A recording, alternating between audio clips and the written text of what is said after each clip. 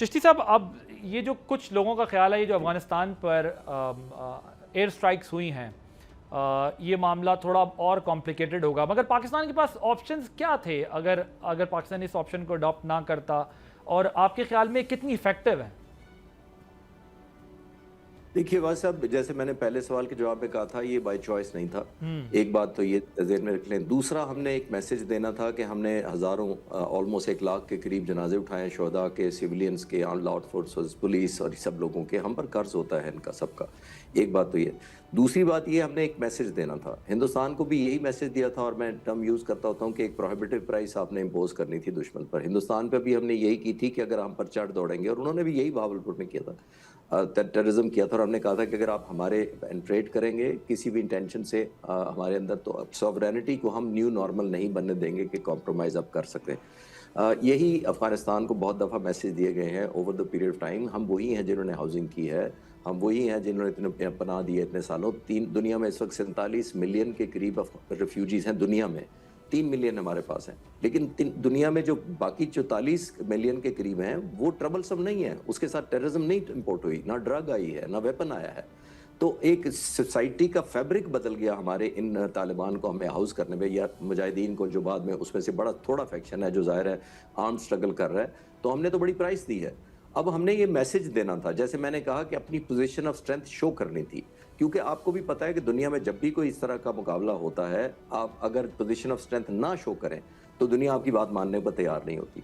अक्सर लोग, मैं हसन अय्यूब साहब के प्रोग्राम में यह कर चुका हूँ कि ये जो जंग हमारी रुकी थी, ये ट्रंप ने नहीं रुकवाई थी, ये इस मुल्क के लोगों ने रुकवाई थी। मैं इस मुल्क की आर्म फोर्सेस ने और एयरफोर्स ने रुकवाई थी, क्योंकि आपने इतनी ज्यादा कीमत मांग ली हिंदुस्तान से को उनको भागना पड़ा अमेरिकन प्रेसिडेंट के पास कि किसी तरह हमारी जंग बंद करवा दें। और ये तालिबान ने भी अभी अप्रोच किया मिडल ईस्टर्न कंट्रीज को और ब्रदर मुल्कों को किया है, तो इस वजह से किया है कि वो कीमत देने को तैयार नहीं है जितनी। और जब तक आप कीमत इम्पोज नहीं करते कुछ मुल्कों को, कुछ सेक्शंस को, और इस तरह की टेररिज्म ऑर्गेनाइजेशन को समझ भी नहीं आती है। लेकिन चिश्ती साहब, एक बात जो चौधरी साहब भी कर रहे हैं, फैसल चौधरी जो कर रहे हैं, वो बड़ी उसमें वजन है कि हमें ये ज़रूर देखना पड़ेगा कि अब हम जो भी पॉलिसी अफ़गानिस्तान से मुतालिक बनाएं, वो उसमें कंसिस्टेंसी हो, वो लॉन्ग टर्म हो, और उसका इफ़ेक्ट आने वाले वक्तों में ज़ाहिर पता चलेगा। क्योंकि उसकी रीज़न ये है कि एक बात तो तय है कि अफ़गानिस्तान के मामले में हमारी कन्फ्यूजन कह लें या रिक्वायरमेंट कह लें पास्ट की, जिसकी वजह से हमने बहुत हैवी प्राइस पे की है, और उसके लिए हमें अब ये ज़रूर डिटर्मिन करना पड़ेगा कि अफ़गानिस्तान के साथ हमें किस किस्म के रिलेशनशिप को लेकर आगे बढ़ना है। अदरवाइज़ एक तरफ ब्रदर मुल्क और एक तरफ हम ये कहें कि टेररिज्म हमारे पास सारा वहां से आता है, ये हम फिर अगली जनरेशन को भी कंफ्यूज रखेंगे। Your take on. आपने बिल्कुल ठीक कंक्लूड किया। जो जिस तरफ आप ले रहे हैं, हमें नेशनल इंटरेस्ट को देखना चाहिए हमारी, कि नेशनल इंटरेस्ट हमारी कहाँ खड़ी है, और उसी को टो करना चाहिए इर्रिस्पेक्टिव कौन सी गवर्नमेंट आती है, किसकी किस सूबे में हुकूमत है, किसकी फेडरल बनी है। आई थिंक हमें नेशनल इंटरेस्ट करना चाहिए। हमारी इसमें कसूर डेफिनेटली है, हमारी फ्लक्चुएट करती रही है, गुड कॉप्स बैड कॉप्स हम करते रहे हैं, हम एनवायरनमेंट के हिसाब से करते रहे हैं, और जब नहीं चलता तो ब्लेम गेम करते हैं कि फलां की वजह से हो गया फलां। तो ये इससे हमें निकलना पड़ेगा। हमें एक बॉर्डर को सिक्योर करना हमारी ऑब्लिगेशन है। जैसे मैंने कहा कि हमारा डिजाइन भी नहीं है, हमारे ना हमारी डेवलपमेंट उस तरह होती है कि हम 2 फ्रंट लड़ें।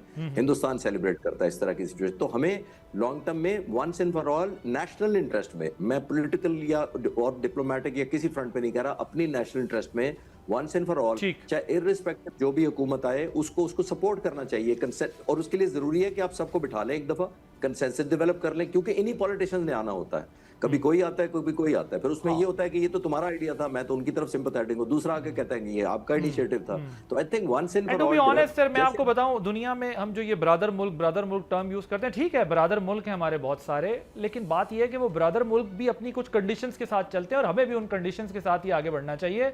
पाकिस्तान का इंटरेस्ट हमारी प्रायोरिटी होना चाहिए, शुड कम फर्स्ट। अदरवाइज बेशक कहने में तो ठीक है बात, और होनी भी चाहिए इस तरह, लेकिन अपने इंटरेस्ट को कॉम्प्रोमाइज हमें नहीं करना चाहिए। हसन साहब, बहुत कम वक्त है, क्विकली जरा मुझे इसका जवाब दीजिएगा। वो कह रहे हैं आप पैरोल पे रिहा कर दें, क्या हो जाएगा? कुछ भी नहीं होगा, पॉलिटिकल टेम्परेचर नीचे आएगा, पॉलिटिकल पार्टी से बात करें, वजीर आला पॉलिटिकल रास्ता बनाएं। तो इसका तो रास्ता पॉलिटिकल एस्टैब्लिशमेंट ने भी यही कहा, आप बात करें, एक दूसरे के साथ मसला हल कर लें। सो ये जो बात है ये कितनी इंपॉर्टेंट है, और क्या पॉलिटिकल टेम्परेचर नीचे आएगा अगर वो आएंगे? पहले पैरोल पर रिहाई की एप्लीकेशन तो देना जी। एप्लीकेशन देते नहीं है, कहते रिहा करें। पहले भी मैं आपको ये बताया था कि हमेशा यही कहते हैं जब Assurance मांग रहे होंगे ना पहले आपसे। कमेटी थी ब्राक मेरा मतलब है। थी, उस टाइम भी उन्होंने कहा जी कि जो है वो इमरान अहमद न्याजी साहब को पैरोल पर रिहा किया जाए। अच्छा, अगर रिहा भी कर देते उस वक्त, तो क्या इमरान खान साहब जो हैं वो रुकने कौमी असम्बली थे या मेंबर ऑफ पार्लियामेंट थे? वो मेंबर ऑफ पार्लियामेंट नहीं है, तो वो पार्लियामानी कमेटी में शिरकत भी नहीं कर सकते थे। अच्छा, फिर भी यानी ये लोग जो है इस किस्म के बयान दे देते हैं, यानी इनकी अक्ल के ऊपर मातम करने का दिल करता है। अच्छा, आज मैंने एक ट्वीट किया, मैंने ट्वीट में कहा जी कि मैं चाहता हूं कि सुहेल आफरीदी साहब की मुलाकात हो जाए इमरान खान साहब से, क्योंकि उन्होंने अपनी कैबिनेट बनानी है और वो कैबिनेट के लिए यकीनी तौर पर अगर वो कह रहे हैं कि मैं इमरान खान से मशवरे के बगैर कैबिनेट नहीं बनाऊंगा तो सुबह सफ़र करेगा। अच्छा, वो नीचे लोगों ने ट्वीट करने शुरू कर दिए, मैसेज देने शुरू कर दिए कि डर गए, अब वो अफरीदी है, गंडापुर नहीं, फला नहीं। अच्छा, फिर अभी जो इतलात मिल रही हैं, क्योंकि ओबियसली ये प्रोग्राम तो रिकॉर्ड हो रहा है, तो इजाज़त नहीं मिल रही जी। अच्छा, ठीक है। चौधरी साहब वो कहते हैं ऐसी डिमांड क्यों कर रहे हैं? जब दरख्वास्त ही नहीं आई, दरख्वास्त कोई आएगी तो काम होगा, वो मेंबर पार्लियामेंट नहीं है तो कहाँ से उनके लिए पैरोल ढूंढा जाए? तीसरी बात ये कहते हैं कि सिर्फ सियासी कार्ड के तौर पे ये बात इस्तेमाल की जा रही है।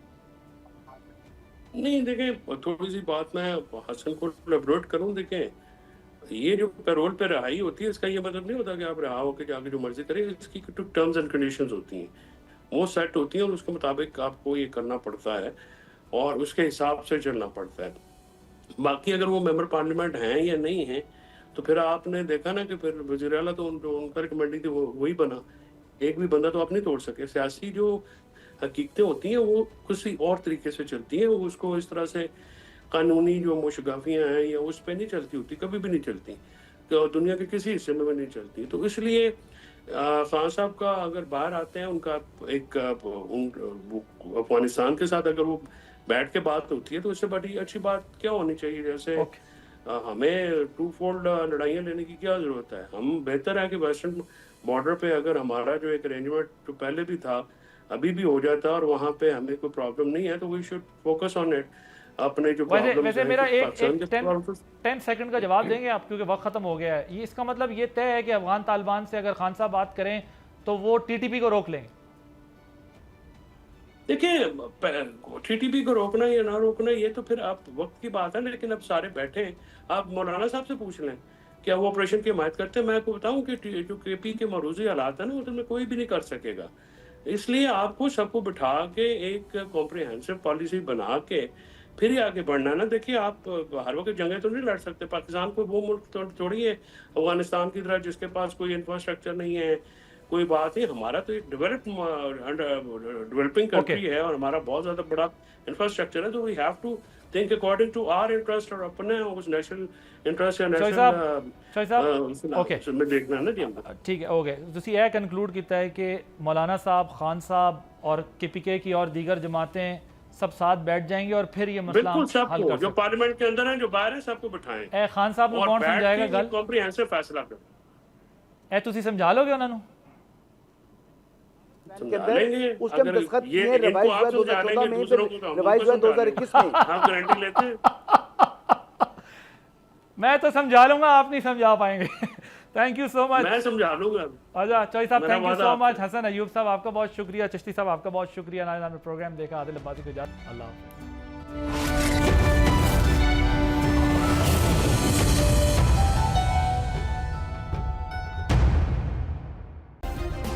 सब्सक्राइब करें और बेल दबाएं ताकि कोई खबर रह न जाए।